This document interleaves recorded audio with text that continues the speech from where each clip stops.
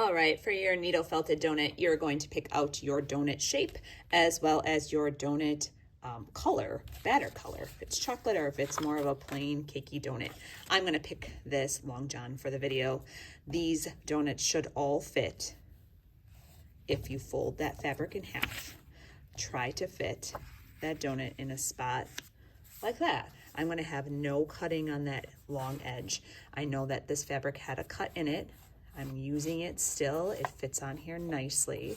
I am just using a piece of chalk to kind of round those corners and get as much of the donut traced as possible. We have very few cutting shears. These are special scissors for fabric.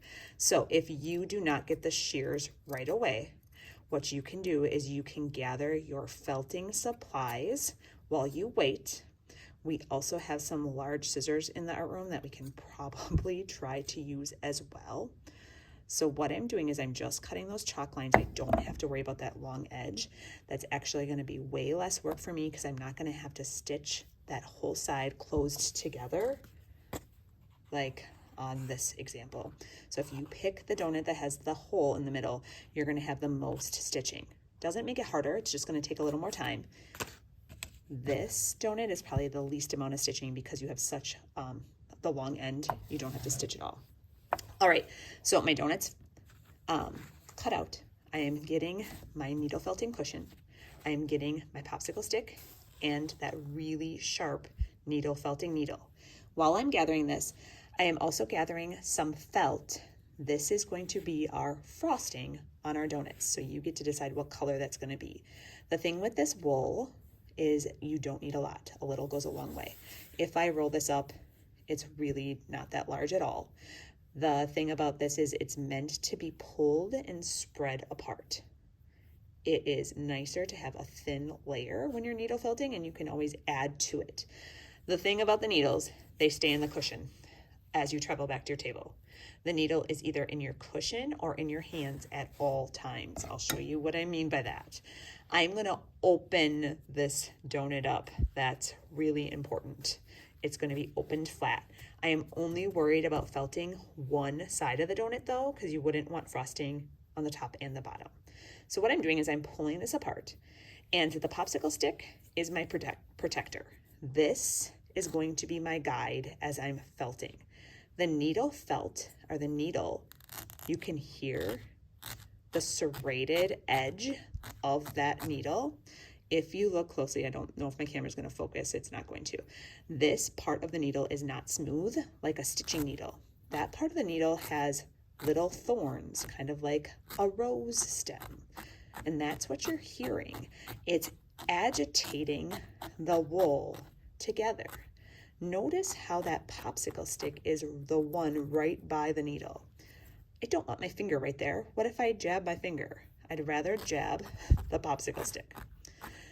As I am pushing this blue down into my donut, I am going to take a pause. I'm going to spread this side a little bit more. The more I aggravate it, the more I push it into the fabric, the better it's going to stick. So right now I'm kind of just tacking it in. It's not in here very good. Something I'm doing with my needle that you might not notice is my needle is straight up and down. If I put my needle at an angle, it's going to bend and snap that blade. That might happen, but we don't want to purposefully do that. We want to prevent it as much as possible. So after I have kind of tacked this on, put it in a little bit, I'm going to pull this up to show you what's happening on the back side. On the back side, I'm starting to see the blue come through. Not enough though. I want to keep pushing this in so that it can't be pulled out. So right now, if I just pull, it's going to come right out. I want to aggravate it as much as possible. Poking to get it into the fabric so it's really secure. This will take us most of the first day. Something that I added on my first example was some yarn. So sometimes donuts have like drizzled frosting on them. This is just a piece of yarn that I also put on my fabric and just followed the line of the yarn to make it look like the frosting was drizzled on there. That's a choice. You do not have to do that. Can you have more than one color of frosting? Yes, I would say 2 or 3 at the very most. If you're working and you notice there's some spots that you need a little more, it's okay to take some pinches and put some more down. Now, when I said that that needle has to stay in your hand or in your cushion at all times, sometimes kids get distracted, set it on their table, it gets lost. Please make sure it's either in your hand, or if you're taking a pause, you put it in your cushion just for safety. If for any reason your needle breaks, just pause and make sure you get a teacher's attention to help.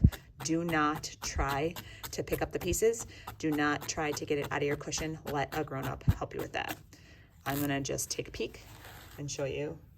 Yep, I'm getting pretty good. I am still gonna go though. I'm still gonna keep working because this is still just gonna pull out. I wanna try to get it really nice and flat.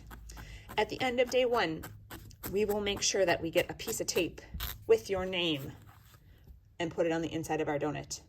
On day 2, we will be stuffing and stitching and creating a plate.